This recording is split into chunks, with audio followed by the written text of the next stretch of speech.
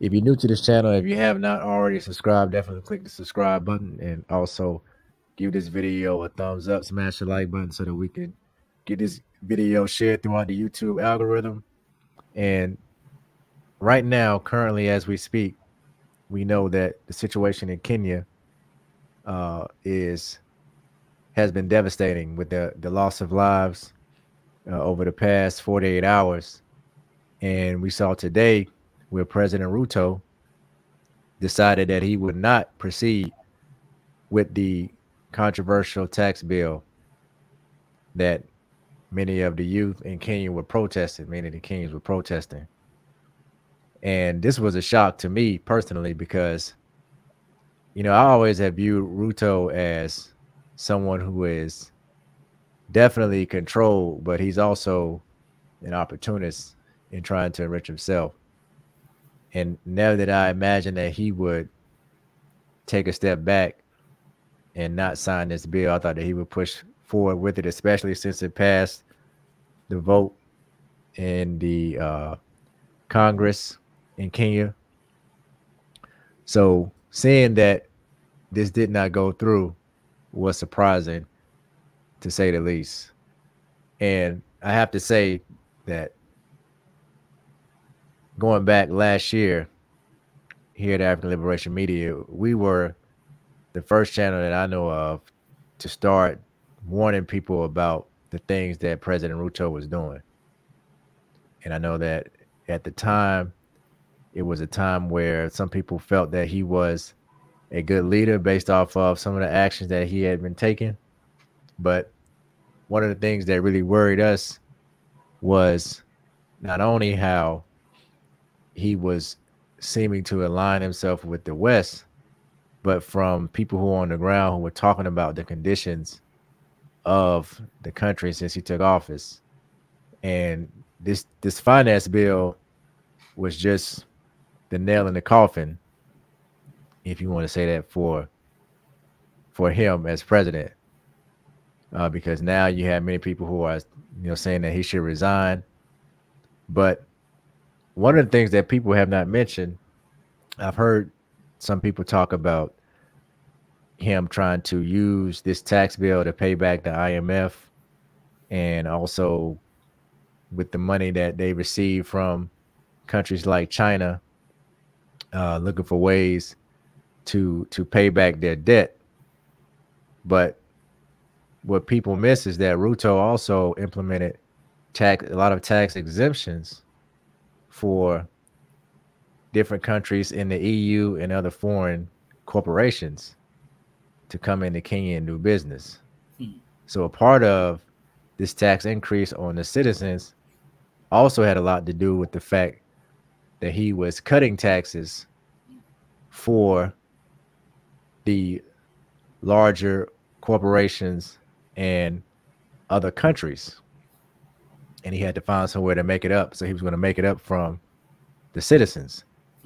And if you add to that the amount of corruption of many of the parliament members, I've seen people send me posts of government officials in Kenya, wearing $200,000 watches and posting these pictures of, their items and clothing and cars and what have you online. So now we see Ruto switching his position, and he's pivoting to now try to make up this money from the diplomats. So obviously, if he feels that he can make up this money from diplomats, that should tell you the amount of corruption that's going on.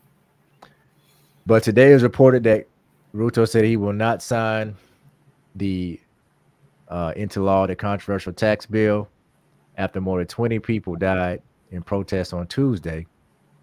And this is a number that is still rising, according to the Human Rights Commission. And many of these protesters, as we saw, I don't know if some people saw the videos, we won't show them, but you can search for them. The police who were enacting a lot of this violence on, in many cases, some peaceful protesters.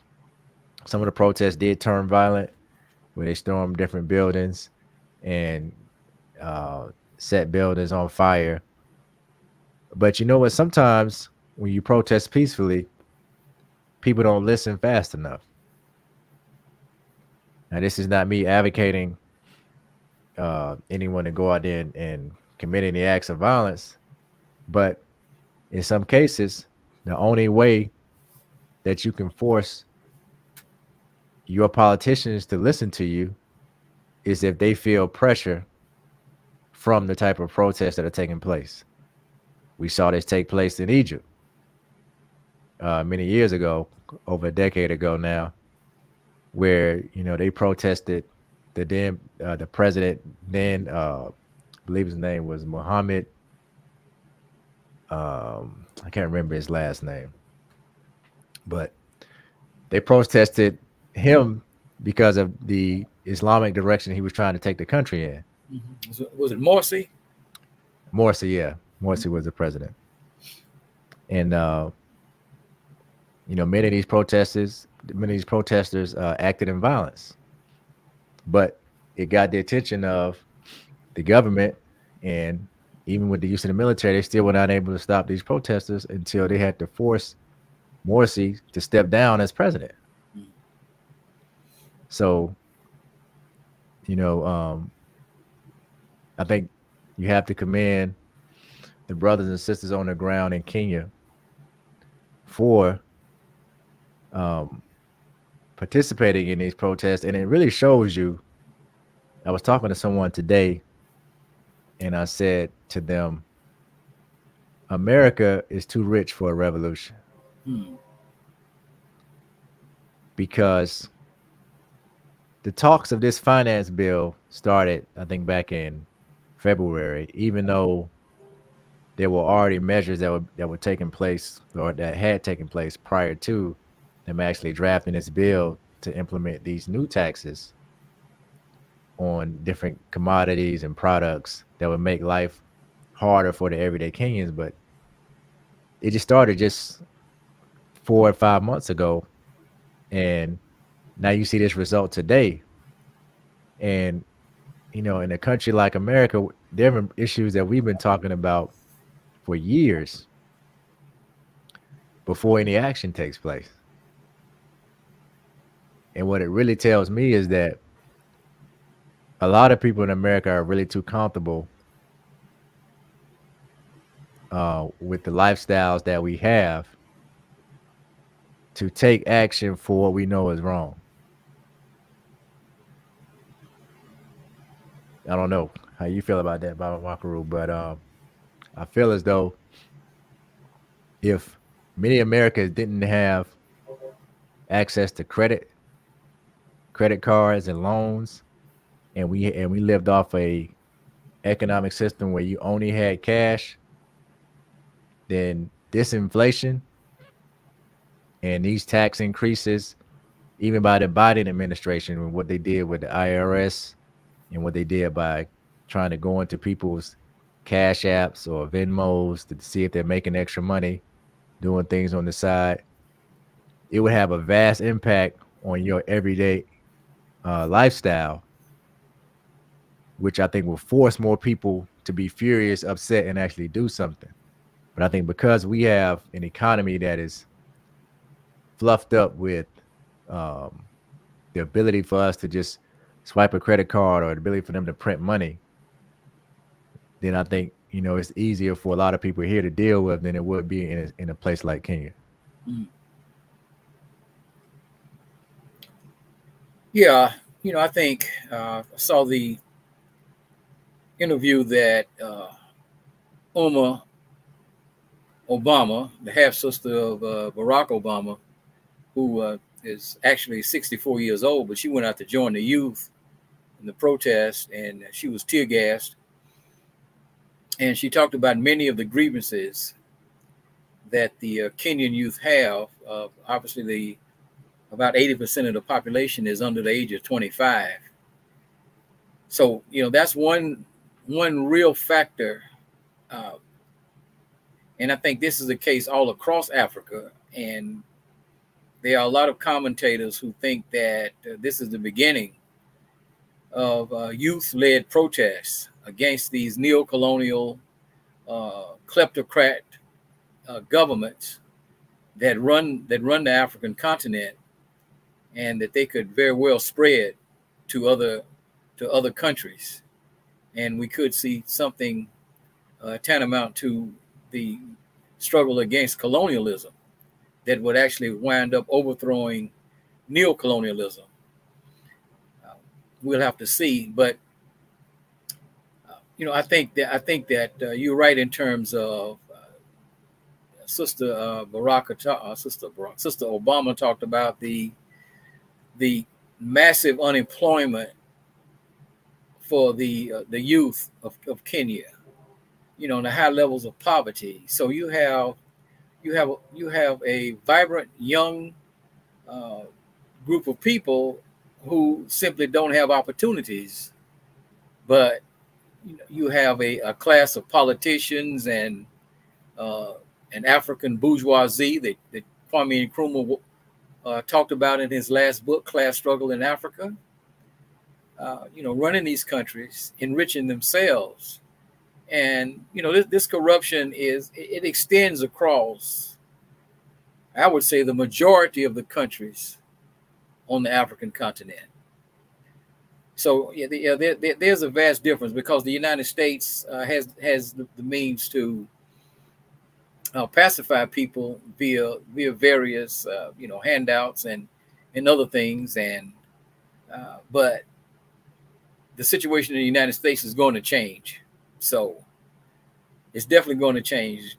The population, of course, is a lot older on average, but there's still a significant amount of youth that could bring about change here. But at the same time, you have divisions in this country along so many lines, not just racial lines, class lines. You have so many different divisions, and exactly how that situation unfolds remains to be seen. We know who has the most guns. Okay, we know the people who have the most guns. So, but we'll see. But I think we should stay focused here, because on the African continent, because I believe, I've been saying this for years, that the youth of Africa are the most important demographic on the entire planet, for a number of reasons. But one of the major reasons is that the populations in Europe are aging, and they're not having enough children to replace them. We see the same thing in Japan, China, in South Korea, and in the United States. So the youth of Africa, and this was one of the things, I don't know how many people paid attention to it, but in the speech that Dr. Ruto gave, I believe it was the speech he gave to the Congressional Black Caucus. He said he considered himself to be a member of the Congressional Black Caucus, and given the leadership there with, Zionist, neo-colonialist Hakeem Jeffries, he would fit right in. He would fit right in with the Congressional Black Caucus in the United States. But I believe it was in that speech, although it may have been in his White House speech, I don't remember which one now, but he was saying that the youth of Africa would be the labor force for the entire world in the future. And he's talking about how these countries, other countries in the world where populations are dying and are not being replaced, would be reliant on the youth of Africa. But what would happen to Africa if and I could see China, moving, millions of Africans into their labor force. But what would happen to Africa if that happened? So, but that was one of the things that Ruto was pushing. You are going to need us because we have the youngest population in the world. So the youth of Africa, they haven't said anything regarding, what their particular, ideological framework or worldview is. But, we hope that it's something that moves towards, African liberation and empowerment. The other thing that I found very interesting about this these protests have been going on for weeks, but they escalated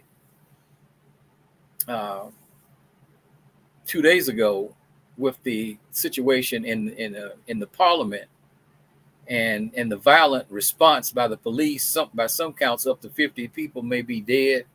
As a result, several others wounded. This was the very same day that about 400 Kenyan police officers landed in Port-au-Prince, Haiti. So here you have your own country is on fire. Your own country is in turmoil, and you're sending, because you've been paid by the United States, you send in police officers to try to resolve a situation, you know, in another African country that's, you know, thousands of miles away from yours. So I found the irony of those two things. You know, I thought it was very interesting that was taking place. But I have a lot of hope for the youth of Africa if their minds don't become contaminated by all of the negative influences that have impacted African American youth in particular, and to a lesser extent, African youth in the Caribbean are thoroughly impacted by, you know, what Dr. Amos Wilson calls the psychodynamics of Black self-annihilation in service of white domination, the pursuit of conspicuous consumption and materialism, idealizing, wanting to become, you know, some type of, you know, entertainers who, you know, engage in all kind of, you know, corruption. And so these are the dangling things these are the things that they've dangled before the youth of America, Black youth of America, and caused a lot of us, our youth, to get caught up in, you know, this criminogenic society. So I'm certain that they are definitely putting forth the effort. You know, Obama has been at the forefront of bringing young African leaders, his foundation, you know, to DC for indoctrination, hopefully sending them back to become leaders in Africa. There's no doubt that they're working with African entertainers to try to get them to, you know, proliferate the same kind of negative things that we see in a lot of our music. So it will be a struggle, but I have a lot of hope for the youth of Africa that they're going to lead African people to our liberation and empowerment. Well, that's one thing about technology, is that once they see a model, it's going to be emulated. And it's one of the biggest things they're probably afraid of. You got so many youth that are on social media, and when they see the youth doing this in Kenya, they're going to do it in Ghana, and they're going to do it everywhere else that they feel they're being let down by their government and their leaders. But brothers and sisters, leave your comments down in the comment section. Once again, like this video, give it a thumbs up, and hit the subscribe button. Until next time, I'll be with Hodier. I'll be with Hodier.